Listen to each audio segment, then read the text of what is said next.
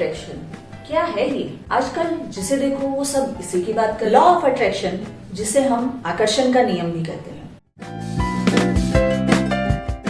Law of attraction क्या है ये? आजकल जिसे देखो वो सब इसी की बात कर रहे हैं। ये काम करता भी है या सिर्फ एक मिथ है? तो क्या सिर्फ सोचने से ही सब कुछ हो जाता है? सोचने से ही मैनिफेस्ट कर पाएंगे हम सब कुछ? क्या आप भी यही सोचते हैं? मैं हूं Poonam Khetan, law of attraction coach, और मैं आज लॉ ऑफ अट्रैक्शन के बारे में आपको सारे ही फैक्ट्स और मिथ के बारे में बताऊंगी। लॉ ऑफ अट्रैक्शन, जिसे हम आकर्षण का नियम भी कहते हैं, इसे नियम क्यों बोलते हैं? लॉ का मतलब क्या? लॉ यानी सबके लिए एक जैसी चीज। हम जिस ब्रह्मांड का हिस्सा हैं, हम जिस यूनिवर्स में रह रहे हैं, हम सब एनर्जी लेवल पे एक दूसरे से कनेक्ट हैं और सभी उस सुप्रीम पावर से जुड़े हुए हैं। लॉ ऑफ अट्रैक्शन के बारे में जब भी हम बात करते हैं तो सबसे पहले जिस बुक का नाम हमारे माइंड में आता है, that is the secret. Rhonda Byrne ने ये बुक लिखी है और उसके अंदर बहुत ही अच्छे से लॉ ऑफ अट्रैक्शन के बारे में बताया गया है, जिसमें रोंडा बर्न ये कहती है कि जैसा आप सोचते हैं वैसा ही आप पाते हैं, वैसा ही आप मैनिफेस्ट कर लेते हैं। इस बुक के अंदर रोंडा बर्न ने 3 स्टेप्स बताए हैं: आस्क, बिलीव और रिसीव। पर उसके साथ में मैं एक और स्टेप ऐड करना चाहूंगी, दैट इज एक्शन। सबसे पहले आपको यूनिवर्स से मांगना है, आस्क। जब तक आप मांगेंगे नहीं तब तक यूनिवर्स आपको वो चीज नहीं देगा।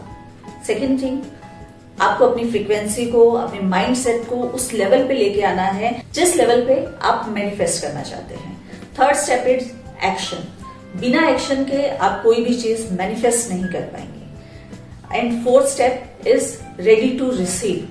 जब तक आप ओपन नहीं होंगे रिसीविंग के लिए, तब तक आप अपनी किसी भी चीज को मैनिफेस्ट नहीं कर पाएंगे। तो क्या ये सीक्रेट, क्या ये लॉ सिर्फ द सीक्रेट बुक में लिखा हुआ है? क्या इससे पहले किसी ने इसके बारे में बात नहीं की है?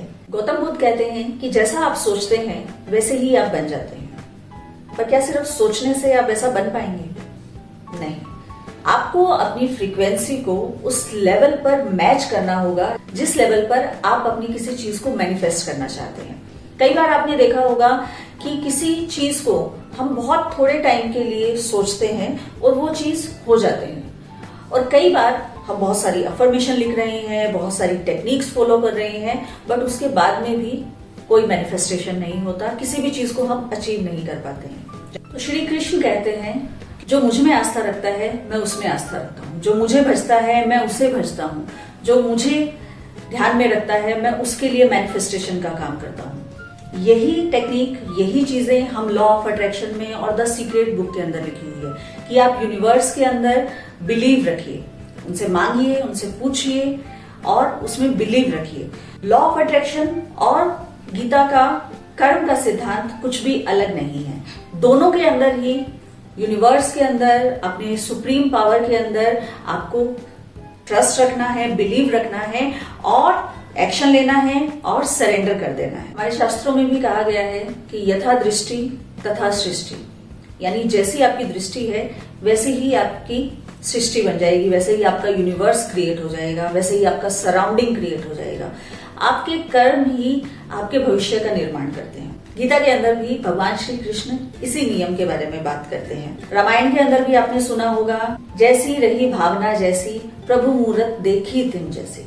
तो जैसी आप सोच रखते हैं आप वैसा ही बिलीव करते हैं, आप वैसा ही एक्शन लेते हैं, और जैसा आप एक्शन लेंगे वैसा ही आपको रिसीव करना पड़ेगा। तो सबसे पहले हमें अपने माइंडसेट पे काम करना होगा।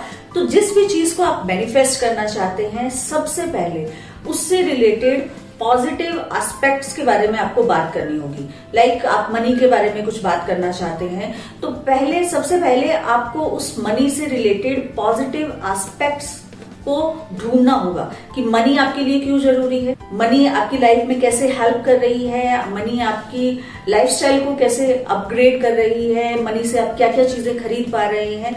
तो जब इन पॉजिटिव एस्पेक्ट्स की आप बात करते हैं तो उस चीज से रिलेटेड नेगेटिविटी को आप रिमूव कर देते हैं। उसके बाद में अफर्मेशन और बाकी सारी टेक्निक्स को आप फॉलो कर सकते हैं।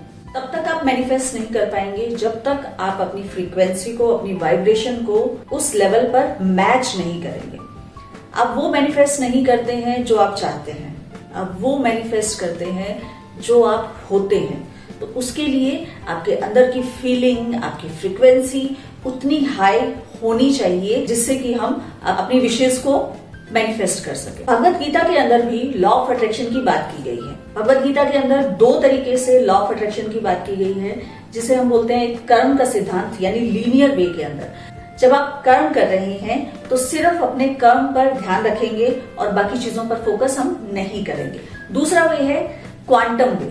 क्वांटम वे के अंदर भगवान श्री कृष्ण अर्जुन को 4थे अध्याय के अंदर 11वें श्लोक के अंदर बोलते हैं, ये यथा माम प्रपद्यन्ते तांस्तथैव भजाम्यहम् मम वर्तमानोर्वर्तन्ते मनुष्याहम् पार्थ सर्वशे।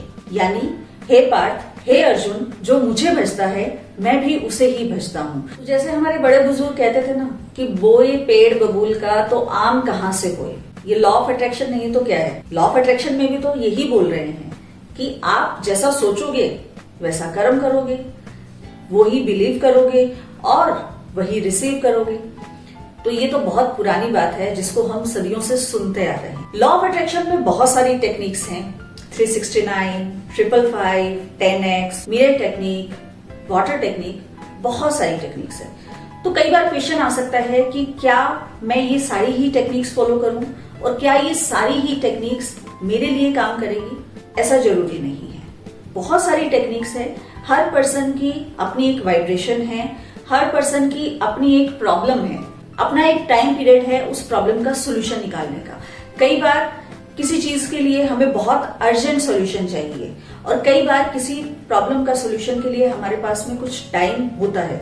तो उन दोनों ही सिचुएशन में हमारे पास में अलग अलग टेक्निक्स होती है। हीलर जी ऐप पर आप बहुत सारे लॉ ऑफ अट्रैक्शन कोचेस से मिल पाएंगे जो अपनी अपनी फील्ड के मास्टर हैं और आप अपनी प्रॉब्लम का एक कस्टमाइज सोल्यूशन, एक कस्टमाइज टेक्निक्स उन कोचेस से पा सकते हैं। हीलर जी ऐप पर आप लॉ ऑफ अट्रैक्शन कोचेस से कॉल के थ्रू, वीडियो कॉल के थ्रू और चैट के थ्रू भी कनेक्ट हो सकते हैं। So for more information to connect law of attraction coaches, download the Healer G app now.